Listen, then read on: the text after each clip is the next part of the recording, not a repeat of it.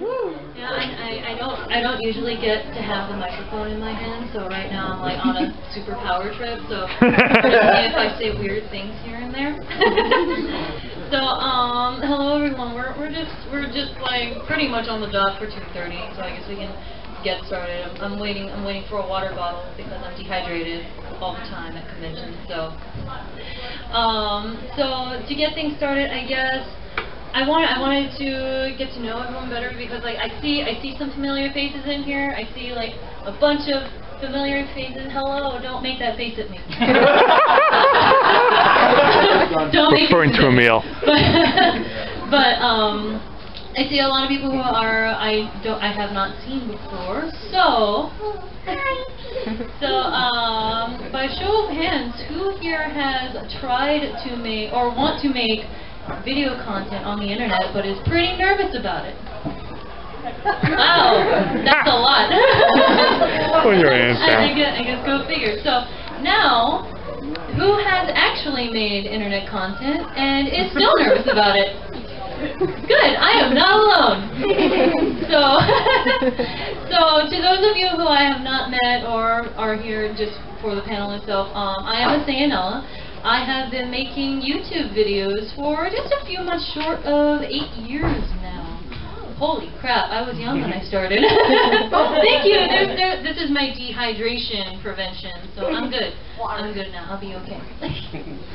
So I've been making YouTube videos for just short of 8 years. It's been a wild journey, and when I started, I was kind of a wreck. So I wanted to share a little bit of my experiences and what I do. I also stream on Twitch, and I make art videos and gaming videos, so it's lots of fun. I'm sure we have a lot of geeks here today, right? Everyone here is pretty nerdy. ConBravo, right? You're nerds.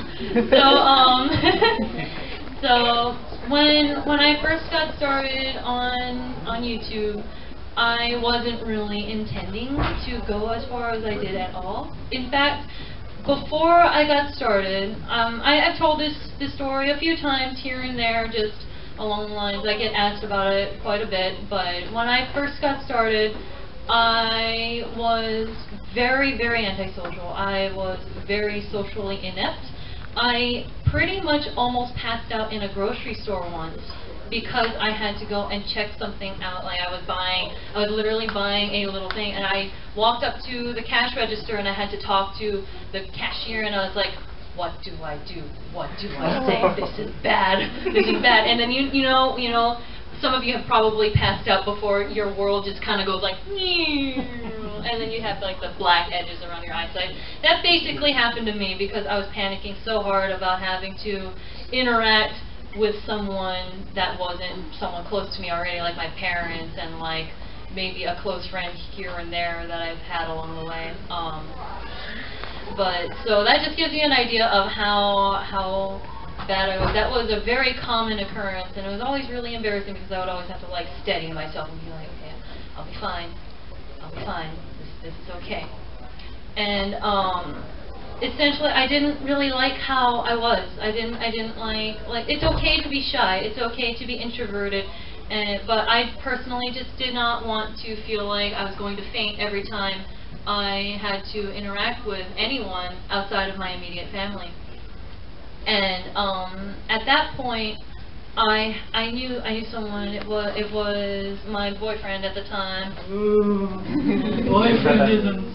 So my ex basically said like, oh hey, you know, there's this thing on YouTube called Let's Play. It's gaming walkthroughs. You like games? You do walkthroughs, but we always talk through text. So it was a long distance thing. I never really did voice chat all that much, and when I did, I was completely silent. In fact, I would be that one person who would say, yeah, we can voice chat, but I'm going to just type everything to you. You can say everything. I'm just going to be here and be my antisocial little self and like boop, boop, boop, boop, boop. So he basically didn't get to hear me talk for the longest time, and it was really bad actually in retrospect. I feel bad about it now, but at the time I basically brushed it off for months. I brushed it off because, you know, I had those thoughts. I had the thoughts of like, hey, I'm never going to be good enough. No one's going to want to listen to me. Why would I even do this? This is stupid. Why should I even bother? And it's like, I can't even speak to someone face to face. Why would I post it up on the internet? So I was very insecure. I was very down on myself about it for months. And after a while, we talked about it, and he egged me on, and he showed me Nintendo Capri Sun's videos. Hello, Tim.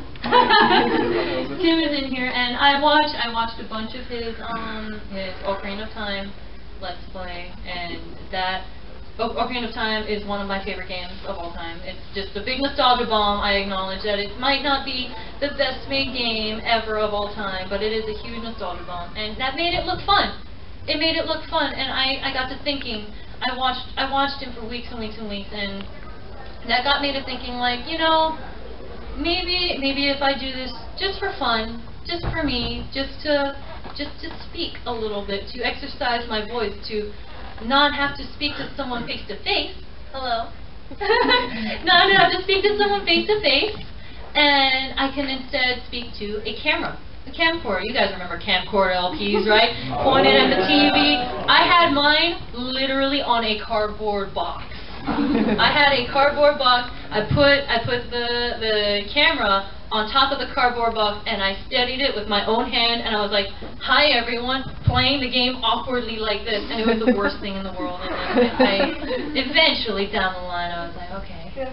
Yeah? Yeah, for my first video I did that. It was like a Disney Infinity super jump glitch well, it's patched now, and well, I learned to record the TV. Yeah, I sometimes still do that. Well, I can't really afford like the expensive stuff like other YouTubers have. Like, I don't have much.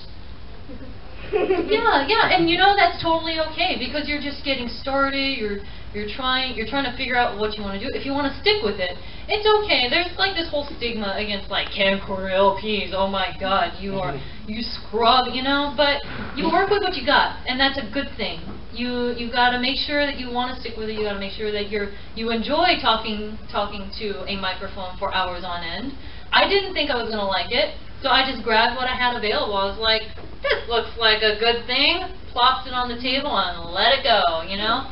So eventually I did upgrade. I upgraded slowly and surely over time, but initially that's all I had to start with. And gradually, very, very gradually, as I did it more and I spoke to myself, and I made some internet friends, and we were like, hey, this is really cool, let's make a little group. And I started to network, and then it started to become a little bit more than just like, I'm going to do this just to please someone else. Eventually I started really to have fun with it. It was a lot of fun. I enjoyed it. I got super into just the feeling of, hey, I'm playing this game, and maybe a few people might get a laugh out of it here and there. People can like chuckle at it and be like, haha, what are you doing? Why are you doing this? But it turned out to be one of the most incredible experiences of my life, because from there I started branching out, and I started doing collaborations with people that I was close with, that I felt like I could trust. And because I had, by that point, probably a few months of speaking normally and speaking to a camera, I could hold a phone conversation without completely falling apart. And eventually that branched out into being in groups, that branched out into eventually going to conventions and meeting all of you. Woo. And it became like such a huge endeavor, and it became one of the best things that had ever happened to me. And honestly, like when I first started getting into it, and I had this person being like, hey, you should do this, I never imagined. I never, ever would have imagined that I would be here today, meeting so many amazing and incredibly talented people, and having the opportunity to work with so many incredibly talented people. It's been a trip. It's been absolutely incredible. And I think the thing that people don't really realize when they start getting into it is that you never know where it's going to go. You never know what you're going to do, who you're going to meet, what groups you're going to get into, what friends you're going to make, what videos you're going to create, and who knows? Like at some point, hey, you might actually find yourself with a following and more support coming at you from all directions. That's something I never thought that I would see. It's just the overwhelming support from the people that I know and the people that I even don't know. It's just like, the nice comments make it all worthwhile. Of course there are those times where it's like I do get some hecklers.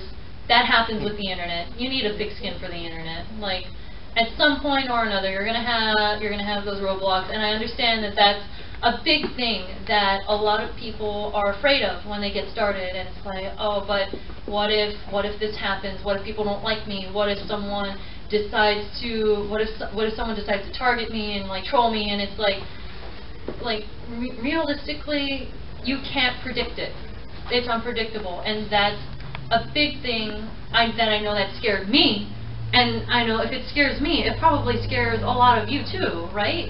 It's just like, and I know of people who have gone through really bad stints with people trolling them, etc., etc. But it's one of those things where if you stick through it long enough, and if you just keep going and doing it for yourself and just to have fun with it, then you'll see it through. Because as long as you're stronger than the person who is trying to bring you down, you're always going to end up on top. You're always going to come through out the other end, make new friends, and find the people that will support you and who will be with you and help you along your way and build you up instead of tear you down. It's all about finding those people and making sure you support them in the exact same way that they support you. Be there. Come to their panels. Hello. and just hello, you guys. All my friends are back there, and they're like making wavies at me, and I'm really happy right now. I have some smileys. But yeah, it's all about finding those people that will just appreciate you. And I hope essentially, it's really scary. It's extremely scary getting started, and I've been there. So many people have been there. A lot of people are still there. And like I said at the beginning of the panel, like even when you do get started, it doesn't inherently go away immediately. It doesn't, like, I can't say that there is a specific date that you will hit. Like by the 1-year mark, yeah, you'll be used to it. You'll be gung ho and ready to go. That doesn't always work because everyone is different. Yes, that might happen for some people, and some people will get into the groove and be super social, and then they'll find, yeah, this is exactly my niche. But that doesn't always happen realistically. Sometimes it takes longer. Sometimes it never happens. For me, it never happened. I'm still nervous about every video that I put out. I'm still nervous about every piece of artwork that I put out. When I put out artwork before any of this happened, I was terrified, and that stood in my way for the longest time because I felt like no one really cared. No one really would want to see it. Why would anyone want to learn from me? And it's something that I still struggle with, and it really just depends on how you handle it, how you overcome it, and how you kind of process it for yourself. For me, I remember that I started this to improve myself, and at the core, I'm doing this because I enjoy it, and I think that's where a really good, healthy foundation starts when you begin to create any sort of content, be it art, music, commentary, anything, podcasts, what have you, animation. No matter what you get into, at the core, you have to enjoy what you do. It sounds really basic, and it sounds like a really generic thing to say, but you'd be surprised at how many people forget. People forget about what it is that they started for, what it is that they enjoy about about the craft that they decided to take on. Especially like when I said that you occasionally have your hecklers and you have your discouraging times. You're going to get discouraged along the way. I get discouraged along the way. That's inevitable. But it will always come back to why you started to do what you do. Anything creative, especially creative types. It's so easy to get down on yourself, and it's so easy to be really, really discouraged. But if you enjoy it, you always have that to fall back on. You always have that to come back to. You know where your center is. You can always remember, I'm doing this because I love it. I'm doing this because I love talking. I'm doing this because I love drawing. I'm doing this because I love singing. I'm doing this for me. I'm doing this to see everyone smile as well. Like whenever someone asks me, why do you do this? My immediate answer is because I want to brighten someone's day. And that's the truth. I want to make someone feel special. I want someone to open up a video and have a quick laugh after a hard day at work or school, or if something bad happened. And I would love to be that little ray of sunshine on the internet that they can turn to and have something good in their day, you know? Just something to fall back on. But at the end of the day, I always remind myself that I also enjoy the craft itself. I love art. I love to draw. I love to sculpt. I love to talk and play video games. And I love sharing that with the world and trying to spread it as far as I can, so I can touch the most amount of hearts that I possibly can reach. And that all comes later, but the important thing is to remember to touch your own heart with your craft, and never ever lose that. Because even if you do start by saying that I want to have fun with it, it's so easy to forget. It's so easy to lose sight of it. It's so easy to get wrapped up in the numbers. It's so easy to get wrapped up in the attitude. It's so easy to get wrapped up in the comments, the attitude, the everything. It's so easy to get swooped away, but you just gotta stay strong. If it helps, remind yourself at the end of every recording session, every day, hey, I'm having fun, and that's the important. And and like I said from the beginning, everyone is different. It might not happen immediately. It might be something that you just try it. You just decide, I don't really like this, and you move on to something else, and that's okay too. It's always okay to move on and do something else that you really do enjoy. But that is what life is. Life is experimenting. Life is learning. And let's playing, video making, art has been a huge learning experience.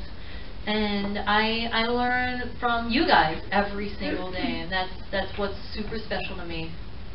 So just remember that you have to learn every step of the way, and it never stops. It never stops. You think you get to a certain point, and it's like, this is the end of the road. I made it. Yeah, yeah, this is it. I did it. I'm fantastic now. That never comes, because you're always growing. In life, you will always grow. And that's the same in any creative content, and because creativity is life. But since everyone is different, I do want to spend some time just taking a few of your questions and see if there's anything specific that you guys might have, because I saw a lot of you have been wanting to make content. I don't care what it is. It can be music, it can be art, it can be whatever. But if you have a question, then let's hear it. Take away from this. Yes? Find something that you think is inspiring and try to work off of that. Whenever I find myself really down and unmotivated, I always just kind of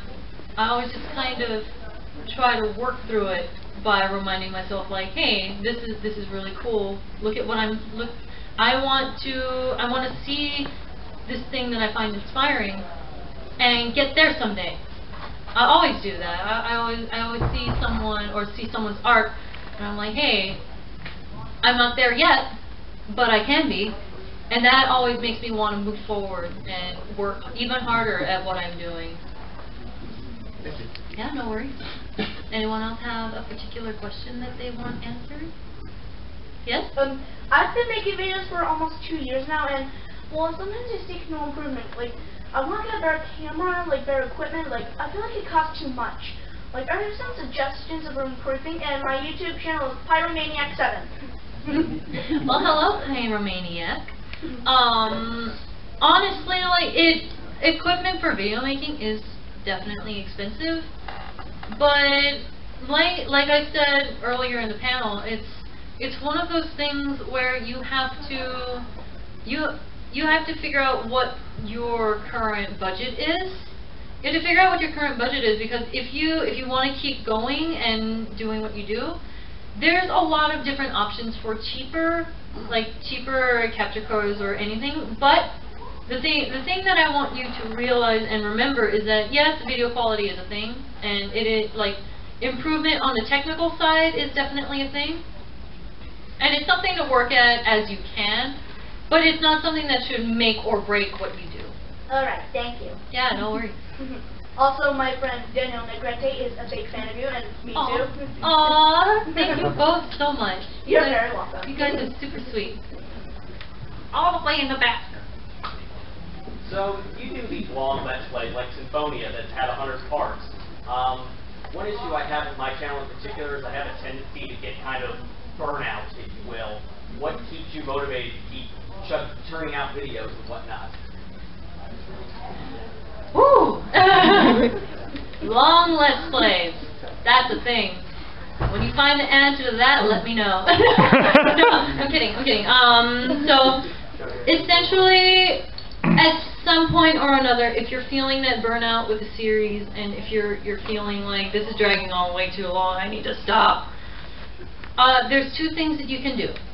You can either take a short break, breathe a little bit, let yourself rest and relax and recuperate, or you can keep plugging along and try to remind yourself, okay, I have this thing, I'm really passionate about it, and I'm going to keep doing it. I'm saying either or because sometimes when you take a break, you just don't want to go back. I've been there and I've done that, and it's the roughest thing. When I step away for a week or two and I'm like, oh God, I have to do this. It's been 2 weeks. How do I even say anything? What are these words coming out of my mouth right now? But essentially, the burnout is something that there's no one real way that you can get over it. It's one of those things that you have to either do or die. You gotta rest, relax. Sometimes what I do is that if I've been working at a specific project for too long and I'm feeling that burnout, like Symphonia was like 100 and something parts, I'll turn away and I'll work on something else. I will just completely divert and work on, if you're doing other videos, then work on another video that you would be more excited for. Work on something that you've had in the wings that you think might be interesting. Even creating a new project for yourself to just kind of give yourself that creative break from your main project, it helps a lot. And even more so if it's something completely unrelated.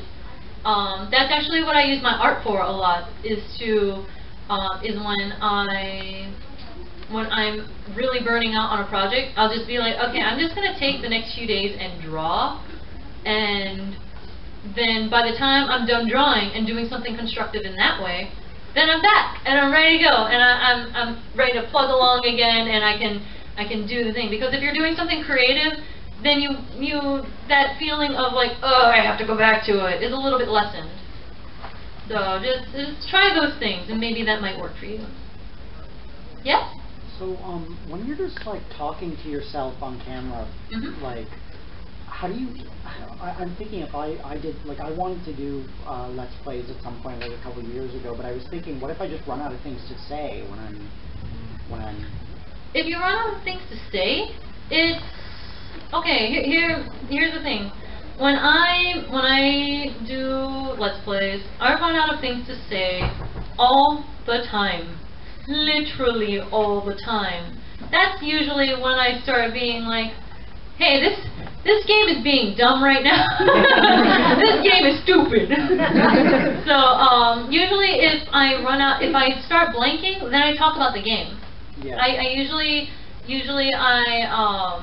I will just talk to myself and think out loud. It's actually my thinking. Like I just turn that filter off, and if I'm doing a puzzle, I just talk the puzzle out to myself, and it's less like a conversation, and it's more like I'm audibly saying what's going through my head, like, oh, this puzzle is hard. Why is this puzzle so hard?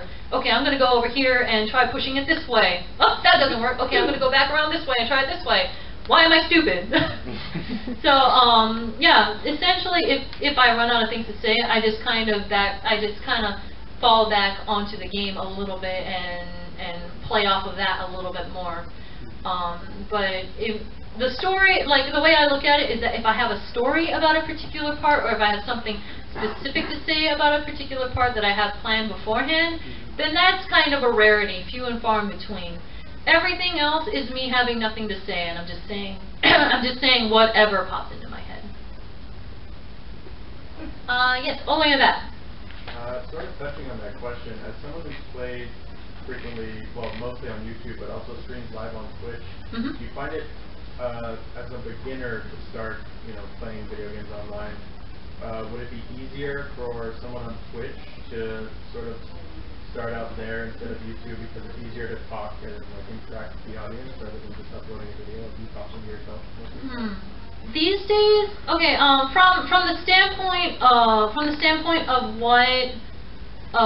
what you enjoy, it's hard to say because everyone's different. Twitch, you would figure that Twitch and YouTube are one and the same, and they're very similar, which they are in some respects because you're talking over a game and you're doing the video thing essentially. But they're very different in the way that if you start on YouTube, you have all of this time to pre-plan it, you can edit the videos, you can upload the videos, and it's all essentially like planned out before you upload it. Twitch is a completely different beast, and you're saying whatever comes off the top of your head live. That doesn't mix well with some people, and that's okay. For some people it's easier to do the YouTube thing because of the editing. Some people it's easier to start on Twitch because of the live aspect, and they like the chat interaction, and they like the feeling of like, okay, I don't have to do work on this at all after I finish. And that's a great perk, I'm going to say right now. That's why I love Twitch. It's like, I don't have to do any work on this video after I'm done talking. Because I tell you, that editing lasts hours. It lasts hours. But Twitch, I don't have to worry about a thing. I just kind of go doop-a-doop-a-doop-a-doop, and then I throw it up on YouTube afterwards, and I do absolutely nothing to it. So that's a really great part about it. But in the way of like actually building an audience, I feel like right now Twitch is probably easier in that respect. I'm not sure if that's specifically what you're asking, but just to bounce off of that, YouTube as of late has gotten really difficult to connect with people and like to collaborate and to build a following. And it's something that a lot of people struggle with. You might hit the jackpot and you might throw a video up one day and become viral. You never know what'll happen. It's so unpredictable. YouTube as a platform is completely unpredictable, and you just never know. But Twitch, I feel like because of the social aspect, because of the chat rooms, you can more easily build friendships and a following because you're right there live. You can start your following just by making friends in some streamers chat, and it's like, hey, how's it going? Yeah, blah blah blah blah, and then you connect outside of the stream, and it's like, hey, I do the same thing. Like, do you want to hang out? Do you want to try this with me? And then you build from there. That's where it goes. Like, one of the big parts about making content and trying to push it is marketing and networking. And I feel like Twitch is a lot better for that. Yes. Hey. Hello. Hey. What is your? Do you have any tips or tricks for like scheduling and balancing work life, real life, social life, and content creation for someone who's starting out in content creation? Like what would you say would be like? Do you use a planner? Like, what do you do, girl? Oh, I need to use a planner. That would be good. That's a good idea. But no, essentially, like, it's really hard. It's really hard because like I said about YouTube, you have the whole editing thing, and it takes hours out of your day, and it's really difficult to figure out what you're doing and how to balance it and how to juggle it. I would say you really just need to figure out your schedule and what kind of schedule you're comfortable with. Like, you don't want to burn yourself out. You don't want to cram as many hours as you can into it, because if you do that, then you're just going to hate it. you're going to burn out, you're going to hate it, you're going to peter out, you're going to go, no, this is fun, and this isn't so fun anymore. And that's the last thing that you want. So essentially, if you find yourself like running out of time, and if you find yourself like really crunching on time, scale back. Scale back. It really just depends on your schedule. I mean, it's always been like consistency's always been a thing, right? Exactly. Where how can you be consistent when you have a full-time job? Exactly. But here's the thing. Consistency varies. Consistency can be every day of the week. Consistency can be 3 days a week. Consistency can be twice a week. Consistency can be once a week. It doesn't matter how much you do it. It's just that you dedicate yourself to the amount that you feel comfortable with. And I think that's what really trips some people up, is because, and they feel really overwhelmed because they see these YouTubers pumping out videos every single day, and it's like, how do I even do that? Like, where would I find the time? I have a job, I have school, I have a social life, I have friends that I want to not neglect. And it's like, eventually you just gotta sit down, figure out how much time you want to put into your craft, and once you figure that out, stick with it. If it feels like too much, scale back a little bit until you do feel comfortable. But all consistency is dedication. That's all it really is. So, best of luck though. Juggling life is terrible, and I'm bad at it. Yes? The thing that I've always had trouble with, and I've been streaming and doing Let's Plays for 5 years now, is getting a reaction from my audience for what it is that I do, whether it's live streaming or Let's Plays. And when it comes to Let's Plays, I'll be lucky if I get even multiple likes, and if anyone says anything on a video, I'll be happy. And then when it comes to live streaming, pretty much all people do is say hello, and they won't say anything else unless someone else comes in and also says hello. So it's like, it's really unfortunate for me, because I feel like my audience doesn't feel like they are really all that interested in what I'm doing. Like, how do I solicit a stronger response and more response from my audience? I'm not okay, here's the thing about that. Unless you're really networking yourself, then it's really hard. Networking can help a bit, because you're making friends, you're branching out to other audiences and trying to like make those connections. But if like I said earlier, YouTube is very unpredictable. It's very fickle, and sometimes it just, on the audience side, it doesn't work out, and it can be really frustrating. But that's why at the core, you have to do it for you. You have to remember that you can't, there's no way to force an audience to comment or like your videos, unfortunately. Like there's no place that you can really put your channel, like put your name into like into a box and being like, hey, come comment on my channel. That's called botting. Don't do that. That's bad. But if you want to like build up your audience a little bit, I feel like it's a little easier on Twitch. Once again, because of the chat interactions. If you're on Twitch, treat it more like a conversation than on YouTube. Like, if someone comes in and says hello, start out by saying hello, and then ask them a question like, hey man, how's it going? Are you doing okay? And if they don't respond back, that's fine.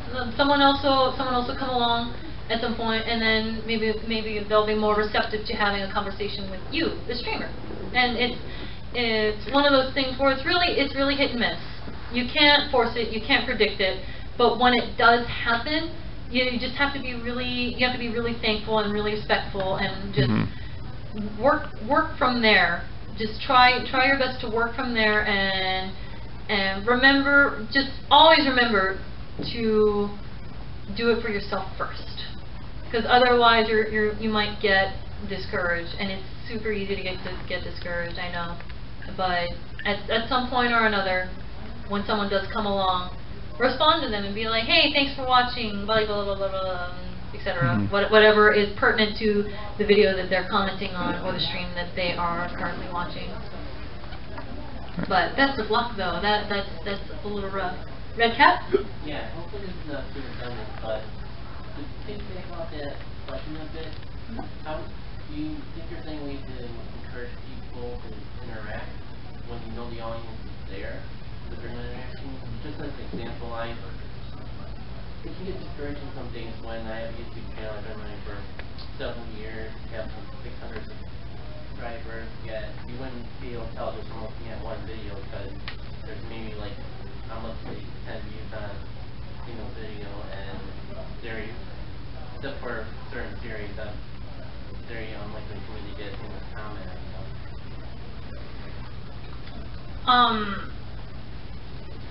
So essentially, yes. Like, how would you? Do you know any ideas of how to refine your audience? To what? Refine your audience. Oh, to refine your audience. That's really hard, because yes, you do want to kind of invite people to chat more or comment more, but if you do it in such a way that is like, hey, comment on my video, then that's immediately going to make people be like, hey, I'm not interested anymore. I'm sorry. Like, you want to. I can't really say much about YouTube, because YouTube is a lot of luck, unfortunately. I know a lot of people who do amazing content, and they are just incredible, so talented, and they don't get the audience that I really feel like that they should have. It's a lot of luck, and I wish I could say that it's otherwise, or offer a way to get people to comment on your videos more, but since it's so luck based, you can't really, like I said before, the only way you can really kind of try to get people to invite people in is to network and make friends and try to branch out and do things with them, because if they're involved in what you're doing and you're involved in what they're doing, your audiences, no matter what it is going to become intertwined. You're going to have people going back and forth, and some people are going to come over to your channel, some people are going to go over to their channel, and then that's how audiences grow. People who didn't know about you beforehand will suddenly know about you. And some of those people will be more talkative than lurkers like me. Sorry. But and the thing to remember is that even if you don't have a lot of comments, if you're getting a few views, that's individual people who are watching your video. Not everyone is super talkative. I'm not talkative, if you can believe that. I'm not a very talkative person. I'm a very private person, and I don't comment much because of that. Once in a while I will, but it's a rarity, and a lot of people are like that. So you just have to remember that even though you're not getting verbal comments, as long as you're like branching out and talking to people and you're having those views come in, those are individual people who are interested in you and interested in the content that you are creating. On Twitch, it's a little bit easier because, like I said, you have the chat portion of it. Of course, you don't want to be like, hey, please talk to me, because that's going to make people not want to say anything. But it's more of a conversation. It's more natural feeling. It's like, hi, how are you? You can't very well go into YouTube and start your video off by saying, hello, how are you? That would be a little bit awkward and one-sided, but on Twitch it's easier. Of course, I want to do things that people would like to see, and things that people would be excited for, and things that I'm excited for. Like, of course, there are games that I would love to do videos on, but it's like, who knows about this game? But essentially, that's why I started streaming. Actually, streaming, my Twitch channel is basically dedicated to all of the games that I would love to play on my YouTube channel, but I don't think people would be interested in. Because on Twitch, people are going to Twitch more for the streamer than the game. Whereas YouTube, I feel, is the opposite. People are more going to your videos for the game, and of course they're there for you too. But if the game isn't there, then hey, it's whatever. Then they kind of wait the series out until it's something that they're interested in. Which there's nothing wrong about that. But you just gotta try your best. Don't let the discouraging comments get to you if you are doing something that's less popular or less wanted. But essentially, I just figure out what do people want and what do I also feel like playing out of that bunch. And if there's something that lines up, then great. Yes? Just to elaborate, in my short YouTube career, I found when choosing games between what I want to play, what I think people will like they said, it's from YouTube, they seek out certain videos. So if you're looking for how to play or how to beat a boss in Ocarina of Time, there are thousands and thousands of LPs on Ocarina of Time. But if it is a little game that you love that no one's heard of, sometimes someone else hasn't heard of that game either, and no one's LP'd it. And if you're the first person to LP a game, you're the only content that is available. Yep. So like, I played Star Ocean: The Last Hope, and everyone who did leave me a comment, and mind you, I got like 3 in a video. Maybe like 15 views, like real small time I'm talking. But those 3 people all said, I can't find this game anywhere else. You're the only, please finish it. For 3 years, they said, please finish it. People 3 years later were sending me comments like, how come you didn't finish this? I can't find it anywhere else. So then I streamed it. And like they said, Twitch is different. They come for the streamer, not the game. So play what you want on Twitch, but still play what you want on YouTube. But think about the market in a different way. Like, when a new game comes out, yes, everyone's going to want to see it who can't already play it themselves. But at the same time, the market's too saturated. Yeah, yeah. Way too saturated. That's true. So play what you want, even if it is a small-time game that no one's heard of. Yeah, Sometimes you're the only one playing it. That's definitely true. I actually had a similar experience with that, with Kirby Mass Attack. There were very, very few videos of Mass Attack, but I wanted to do it anyway just because I love the game. Mass Attack is awesome. Kirby is awesome. Who doesn't love Kirby? But that's like one of those games that slipped through the cracks, and it's like, now there are a few series on it, but nowhere near as many as like Ocarina of Time. So there's always that niche audience. There's always that niche audience. It's all about just trying to find that niche audience and figure out which way you want to present it. Thank you, Villain. You're welcome. Yes. What made you decide, for example, to stream like VVVVV and? Oh God. Regret. Pain. And A Thanksgiving I'm never massacre. doing that again.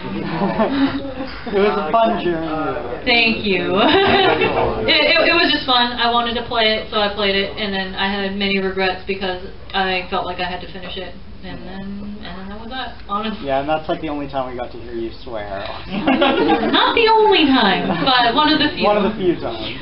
Yeah. What program do you use when you're editing your videos? I use Adobe Premiere.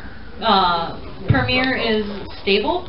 I know a lot of people use Sony Vegas. Yeah. I used Sony Vegas for a long time until it crapped out on me and my computer kept blue screening whenever I used it, so I switched over and it kept crashing. So I either, like, you just gotta try out the two programs. I find that Sony Vegas is not as capable at handling big projects, but Premiere is less user friendly. But in the long run, if you can learn Premiere, then it's better. Yes, Joel? Is the kitty answering question?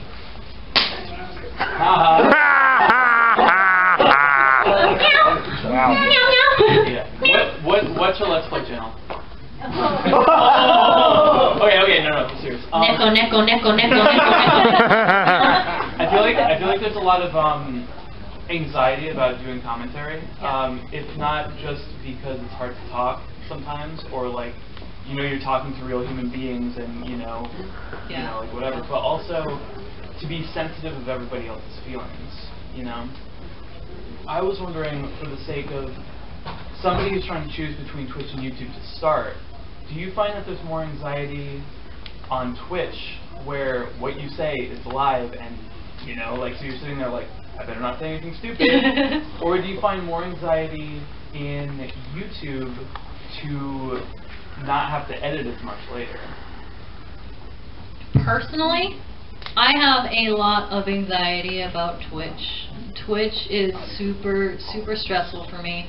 Especially, okay, keep in mind, it might be different for someone who is just getting started and choosing between YouTube and Twitch, because I've talked to people who say like, yeah, I love Twitch, but I can't stand YouTube because it makes me feel nervous because I feel like everything has to be perfect.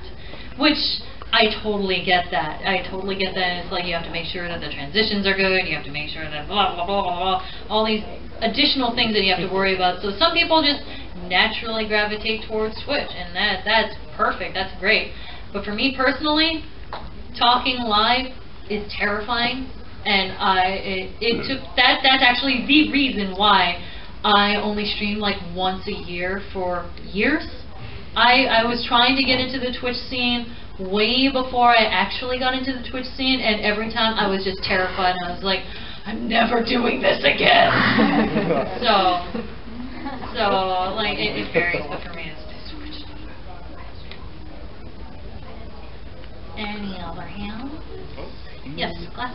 Do you have any recommendations for microphones for recording audio? Okay. Okay, the one that I use is a USB AT2020. It's a good mic. Jules here knows. Yes, that's good.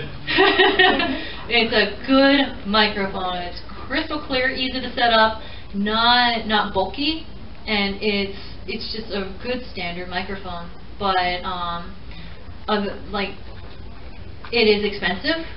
So if you're just getting started and you don't know if you want to stick with it, I don't know if I can really suggest that you go out and grab this $200 microphone. It's not 200 anymore. It's not anymore? It's sometimes on sale less than 100. Get an AT2020. Wait till Black Friday. Wait, Black Friday isn't a thing here. It is. Boxing Day. Boxing Day. Okay, Boxing Day. Sorry, Canada. I'm from America. We have Black Friday. Amazon Prime Day. I'm getting one. So yeah, that's the best one that I've come across so far. I used to use Sennheiser as like a standard headset. I actually still use it for my streams, because I just tend to move away from the mic a lot. So I'm like back here, and I'm like, nobody can hear me on stream. So I use a headset for Twitch specifically. Mario. Random question. Pineapple or no pineapple on pizza? Oh, God. That had to happen. Okay, so I don't like pineapples on pizza, but I will eat it. I will eat it if it's put in front of me. Yeah. Yes? Do you prefer large cons or small cons? They both have their advantages, but I like smaller conventions. Hello, ConBravo, I love you. I see ConBravo person in the back. I love you. You're awesome. So I like smaller cons because it's easier to just get together with friends and hang out and see people. So, but big conventions are good too. Yes. Hello. I know that I think ConBravo is the only Canadian con you go to currently, correct? Yes. Would there be any other Canadian conventions you would consider going in the future? I almost made it to Otafest in Calgary. You should have counted. It was awesome. I wanted to, but I almost died. I'm not joking. I had appendicitis and then I was in the hospital. Thank you. Thank you. Thank you. So yeah, Otafest is definitely on the table. I would love to go one of these days. Maybe next year I'm going to shoot for it if I don't get sick miraculously. Yes. So you mentioned your editing software and microphones. You got any recommendations for either capture card or shooting software or other things? Capture card, I use two. For recording my YouTube videos, I use an Elgato. It works well. It's really good. For streaming, I use a Hauppauge 2 because the Elgato is finicky with my PC. I prefer the Elgato for just regular YouTube videos, but I don't know why, but it just craps out whenever I try to stream with it, and so Hauppauge works. I use Hauppauge for that. But other than that, I use XSplit for streaming. XSplit is very intuitive and it's very user friendly. I have issues with OBS on a crashing level, and it's hard. I don't know why it crashes. I've heard it's better now, but I already have a lifetime license for XSplit, so I'm going to keep using that. They're both good though, from what I understand. You just got to try them both. Hello. Anyone else? I think we have time for one or two more. Yes. So how do you start trying to get more people into your channel? Networking, making friends, talking to people, and because if no one knows that you exist, then they're not going to know to go to your channel. I'm not saying like go into other people's channel boxes and be like subscribe to my channel, because that never works. But just talk to people and make friends the best you can. Try to make conversation with people on the side and be like, hey, I have a YouTube channel. You can even mention it to people you know in real life, because word of mouth goes really far. Word of mouth is a powerful thing, and people don't give it enough credit. But if you meet someone, just be like, hey, if you have similar interests, it's like, hey, like, I do things on the internet. If it comes up, don't like force it on the person and be like, hey, look at my channel right now. But if it comes up in conversation, that's a great way to get things started, especially if you have friends. Then the friends tell their friends, and their friends tell their friends, and that's where it goes. It's like a web. I think one or two more. Yes? I guess that was kind of the one thing that I was going to ask about, like, how would you kind of, like, network? Because I feel like now it's a little bit harder to try and talk to people, especially, like, with YouTube, because I notice sometimes when I do get comments, I don't always see them, or, like, I have to go into the comment section in, like, the content creator and approve the comment before I can actually see it. And it flags it for like really weird stuff. Oh no, like, it's stupid. Be like, oh, great video, and it flags it. It is extremely stupid. I'm so sorry that YouTube is garbage. But honestly, like honestly, like, make conversation. That's all I can really say. I wish I could tell you how to reliably do it, but there's people in comments where you see them all the time, and it's like you see those people who don't even make video content, but you always see those comments on their comment, and they're like, I see you everywhere. But they're not really necessarily doing anything. They're not necessarily like doing their own thing or like pushing their channel. They're just commenting and like making conversation in the comments. Reply to someone. If they don't see it, they don't see it. One of those people is going to see it eventually. And then, if you're lucky, they might be like, who is this person? Do they do anything? And then they'll hop on your channel and be like, oh, they make videos too. Okay, cool. Subscribe. And that's generally how it goes. It's just one of those things that naturally flows. So you just gotta make conversation and cross your fingers really hard. Someone who has not Oh. I think 10-minute warning? Okay, cool. Okay, sorry, hands. I got 10-minute warning, so. Tim, I have not answered one question. What kind of video tags do you have? Or is that even still a thing anymore? It's still a thing. It's still a thing. Here are my video tags. It's like Tales Symphonia, Lloyd, Colette, blah blah.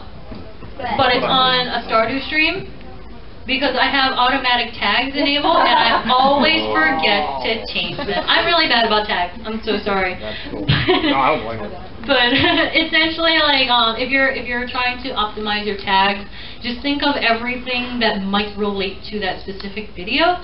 I'm extremely bad about my tags. I need to be better. I need to actually double check them. But automatic tags are a thing for a reason. What I like to do is, if I'm doing a video series, I make my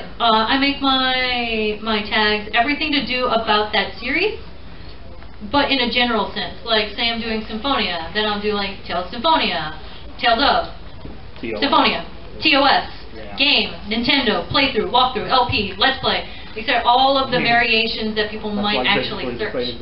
Yeah, exactly. Good to know. Yeah, and then afterwards, I'll go in, if I'm being good about it and I actually remember, I'll go in and I'll input tags that are specific to that video. Like, if there's a specific box or specific area, then I'll tack that on to the end and manually put those in. Yeah? Hello. It seems like a lot of people were wondering about like how to start conversations and of like the themes that you've been saying. How would you say, like, you have a really lively and successful Discord group, your Banana Bunch. How would you say that, like, I guess, like, what advice would you give to everyone who's asked about entering those kind of groups and those communities and how to approach those respectfully and how it can help you? Honestly, like, to go into, like, you're saying joining a Discord group and like socializing, right? Right, yeah, like yours or like Villains or like, you know, anyone who has a community, like, what do you feel is the benefit, like, for people who have been asking, like, how do I start a conversation? The benefit to it is that just you get to make friends. You get to meet people that you would never meet, and you all have a common interest. It's whoever started that Discord, and that's already something you have in common, and from there you build on those friendships, and eventually it snowballs into something really great. Like, a bunch of my Discord are here at ConBravo this year. Hello. Banana Bunch! Hello, everyone in the back is like raising their hands and they're like, hi, I'm in the Banana Bunch.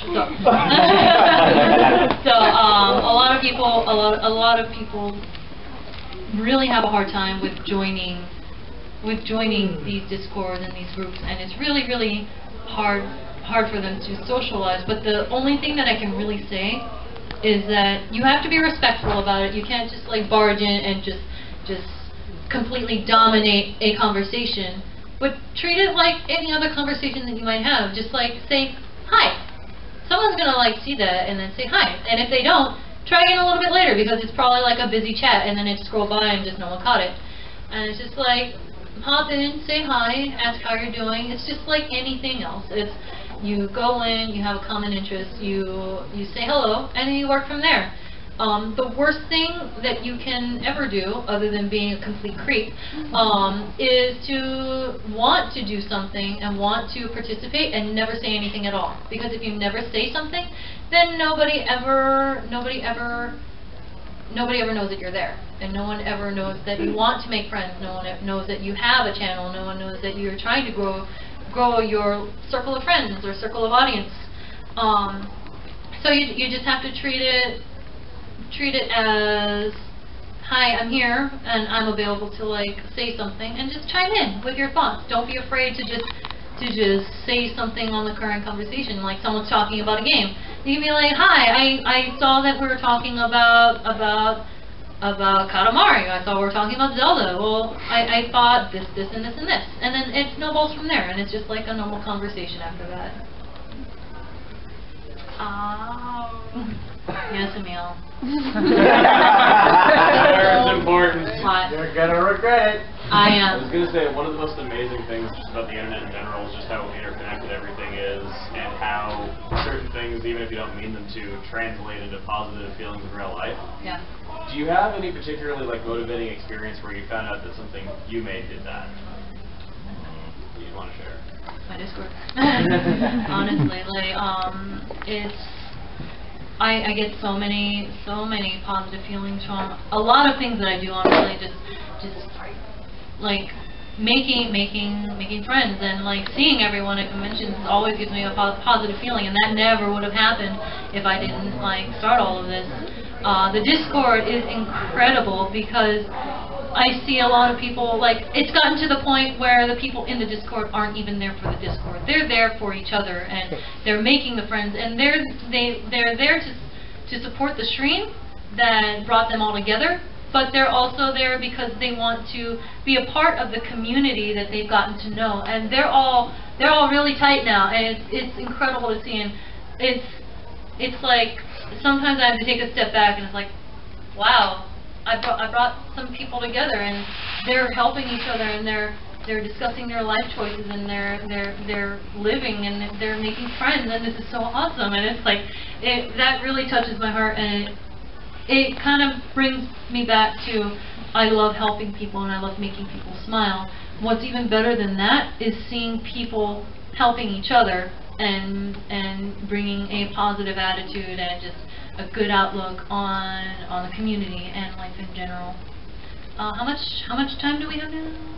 It's 3:30. 3 minutes. Okay. So I think we're gonna have to wrap up there. But I just want to close in saying that remember, even if you're intimidated, even if you're scared, even if you really aren't sure what you want to do, you're not alone. You will never, ever be alone. It's so easy to feel alone and feel like I'm the only person who probably feels this way. Why am I being stupid? Why am I being silly? It's so easy to fall into that trap, but I want every single one of you to know that you are not alone in these anxieties and these fears. It's all about what you do with it and how you handle it and how you proceed to carry yourself. Because I will always be afraid. I'm sorry if any of you felt an earthquake. That was just my legs shaking under the table because this is my first panel ever.